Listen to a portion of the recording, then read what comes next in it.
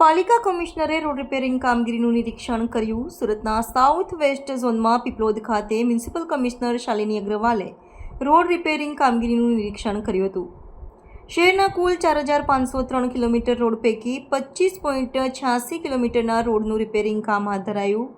શહેરના મુખ્ય રસ્તાઓની મરામતની 98% કામગીરી પૂર્ણ થઈ છે. હોટ મિક્સ પ્લાન્ટ કાર્યરત કરી દરરોજ 500 થી 600 મેટ્રિક ટન મટીરીયલ વિવિધ ઝોનમાં રોડ રિપેરિંગ માટે પહોંચાડવામાં આવી રહ્યું છે.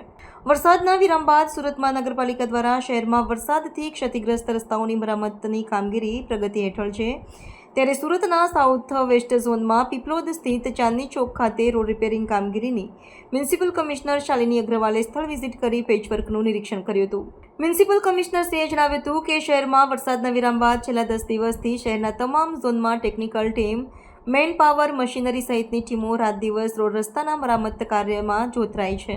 સુરત શહેરના કુલ 4503 કિલોમીટર રોડ પૈકી 25.86 કિલોમીટરના રોડનું રિપેરિંગ કામ હાથ ધરાયું છે, જેમાં શહેરના મુખ્ય રસ્તાઓનું 98% મરામત કામગીરી પૂર્ણ થઈ છે.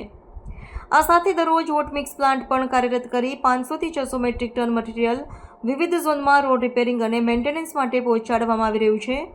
આ સાથે 26 કિલોમીટરના રોડ પર રિસર્ફેસિંગની કામગીરી શરૂ કરાઈ છે, જેમાંથી 16 કિલોમીટરના રોડ પર રિસર્ફેસિંગની પૂર્ણ કરાઈ છે. શહેરના મુખ્ય રસ્તા અને ટ્રાફિકથી વ્યસ્ત રસ્તાઓ પર સૌપ્રથમ મરામત કામગીરી હાથ ધરાઈ છે.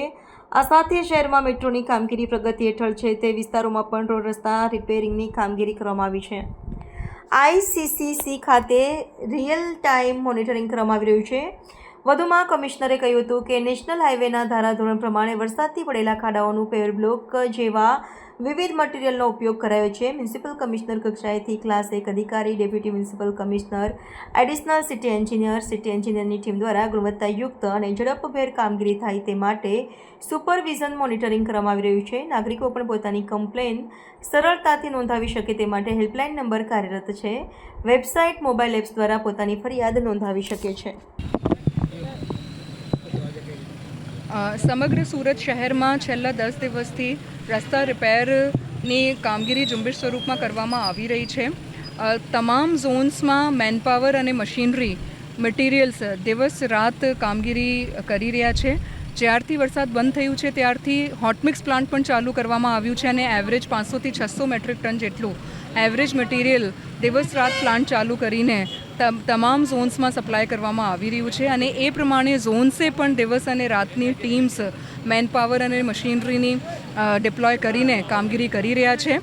એમના સિવાય જે ખાડા પૂરવામાં પણ નેશનલ હાઈવેના જેમ જ આ વખતે જુદા જુદા પ્રકારના મટીરિયલ જેવા પેવર બ્લોક્સ, કોલ્ડ મિક્સ આ તમામથી કામગીરી કરી રહ્યા છે. મોટાભાગના જો મુખ્ય રસ્તાઓ છે ત્યાં કામગીરી પૂરઝુંબેશ સ્વરૂપમાં પૂર્ણ કરવામાં આવેલ છે અને બાકીની પણ કામગીરી ઝડપથી પૂર્ણ કરવા માટે ટીમ દિવસ રાત કામ કરી રહી છે. અને એમના સિવાય જો મેટ્રોના રૂટ્સ છે ત્યાં પણ મેટ્રો વિભાગ તરફથી આ જો રસ્તા માટેની રિપેર માટેની કામગીરી છે એ ઝુંબેશ સ્વરૂપમાં કરવામાં આવી રહી છે.